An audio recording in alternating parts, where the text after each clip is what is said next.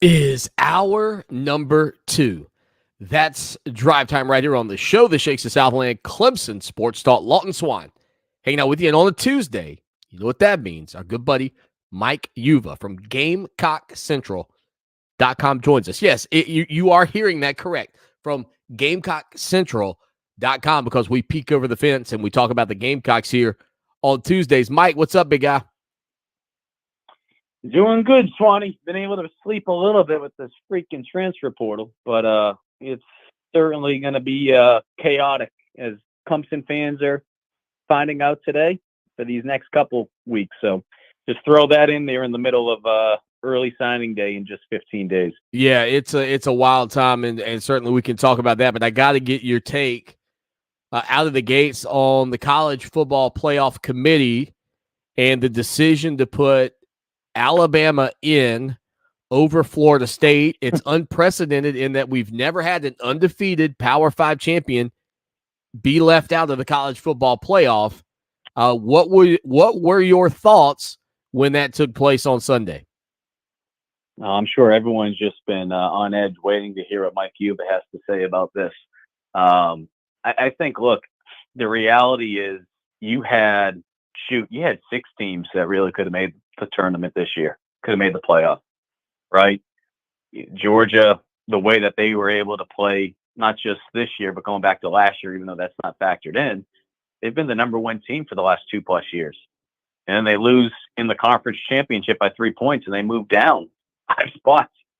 So I say all of that because when I look at this past weekend,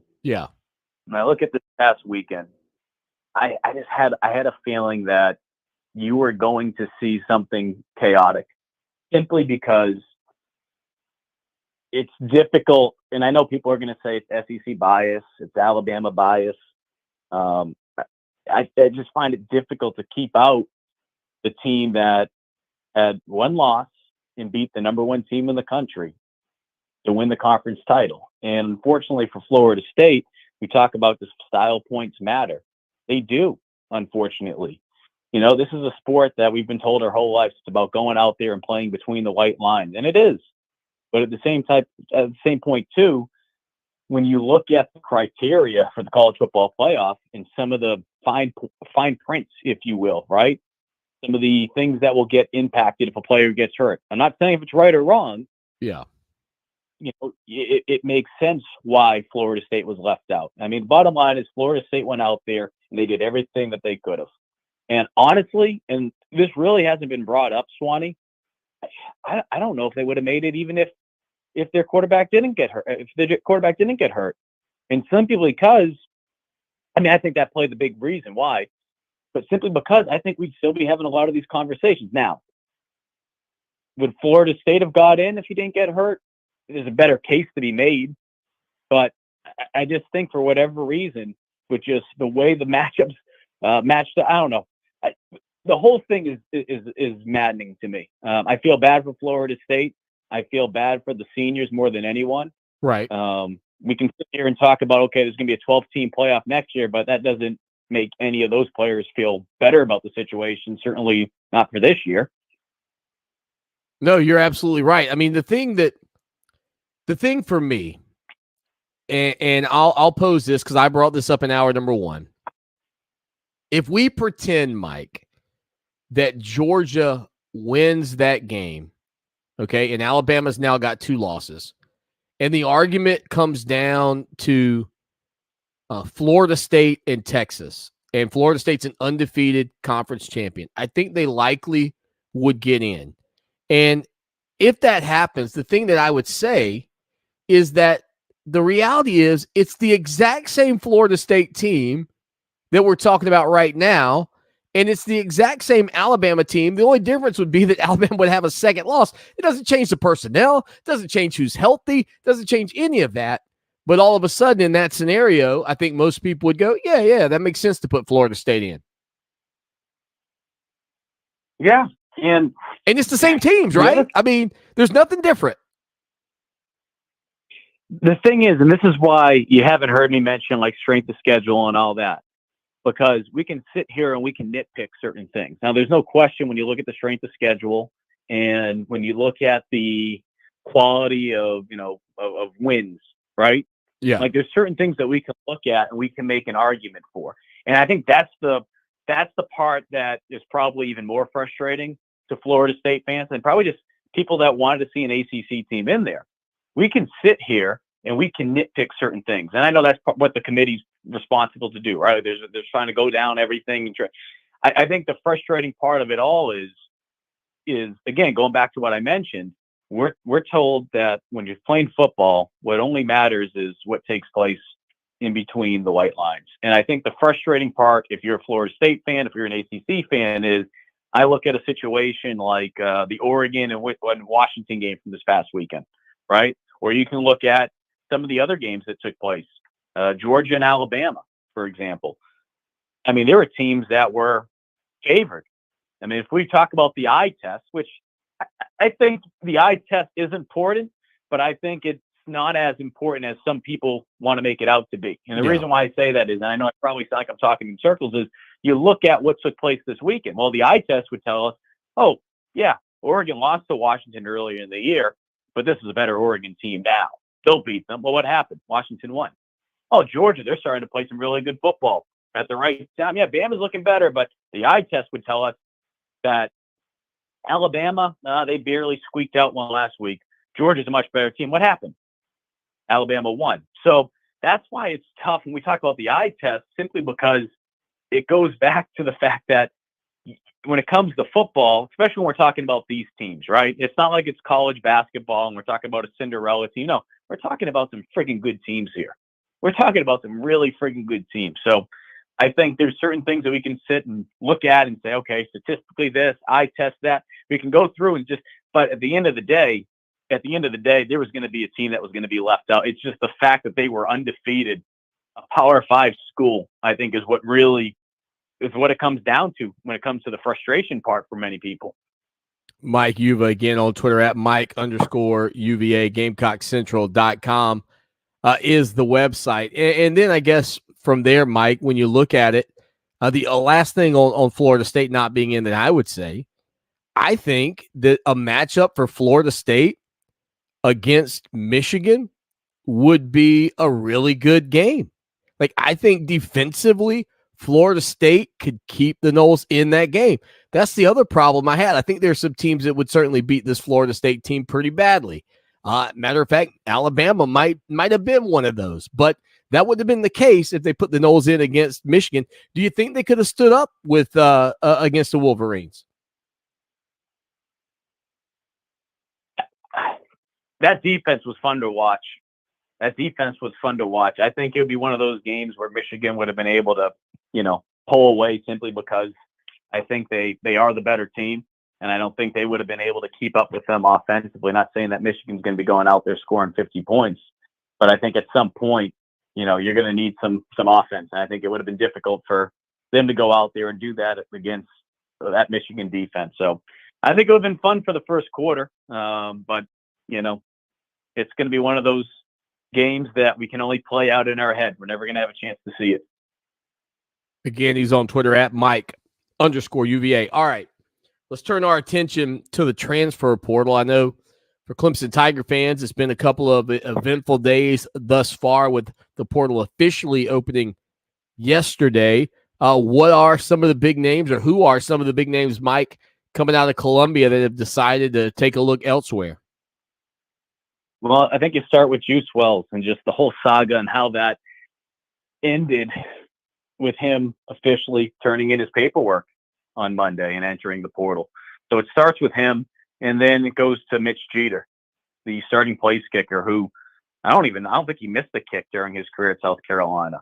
I think he missed, PAT or two, but I don't think he missed an actual kick. So I bring that up just to say that those two guys are the ones that stand out the most. Yeah. Simply because when you look at everyone else, you really shouldn't be losing sleep over the other, 13 players.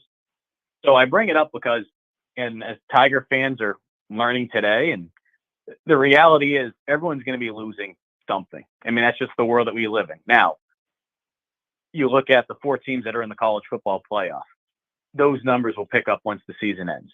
they're in the college football playoff. I'm not friggin' hopping in the portal. I want a friggin' ring. I want to go play. Even if I'm riding the bench, I want a ring, and then I'll get the hell out of there, you know? Right. So, when you look at all these different schools across the country, everyone's being hit in some shape, way, or form. For South Carolina, and as I told Gamecock fans even last week, I was told there's going to be around 15 players that would enter the portal, but things aren't as bad as they may seem. Now, obviously, no one's stupid enough to say, yeah, we don't want Juice Wells. No, you'd love to have Juice Wells. But the reality is he's not here. So when you look at what South Carolina has been able to do from a retention standpoint, they're bringing back a lot of talented players. NIL is playing a huge role, and that's just another part of the era that we're living in now in college football. Roster retention. It's not just about recruiting talented players out of high school. It's not just about going out there and finding talented players in the portal. Whether you like it or not, roster retention each season is very, very important. And South Carolina has done a really good job so far with being able to bring back a lot of key pieces, especially on the defensive side, who did some really good things during those final 3 games when South Carolina was starting to play at their best defensively. One of the things that has been talked about around the, say, Kyle McCord situation is that the portal and NIL have actually had maybe a reverse impact on the sport that people didn't foresee because of collectives.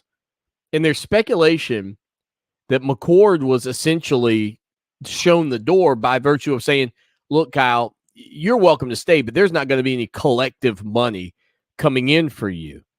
Essentially cutting a player, right, Mike? And I'm not saying that that's what happened at Ohio State or any other program, because I really don't know.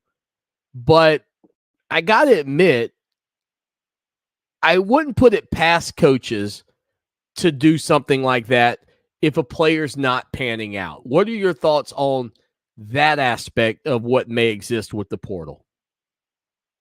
Shoot, I think this is one of the crazier things that, to me at least, as a former player, that just doesn't get talked about. This has been going on for years, not just at the FBS level in this world that we live in with NIL. But before it was playing time, right, Mike? I mean, before the carrot was, you're not going to play. You can use, yes, you can use NIL as an additional carrot now in saying, okay, that's not going to be there. No question about it. Absolutely. But the idea of, from a roster standpoint, when you're trying to figure out, okay, who can we weed out, at the end of the year, you have a meeting. Each player has a meeting. This is typically how it goes. The player will meet with either his positional coach, he'll meet with his coordinator, or he'll have a chance to meet with the head coach. And at that point, during those meetings, they kind of tell you, all right, this is what we're figuring out that you need to work on. This is what we think you can do from a plan standpoint for us.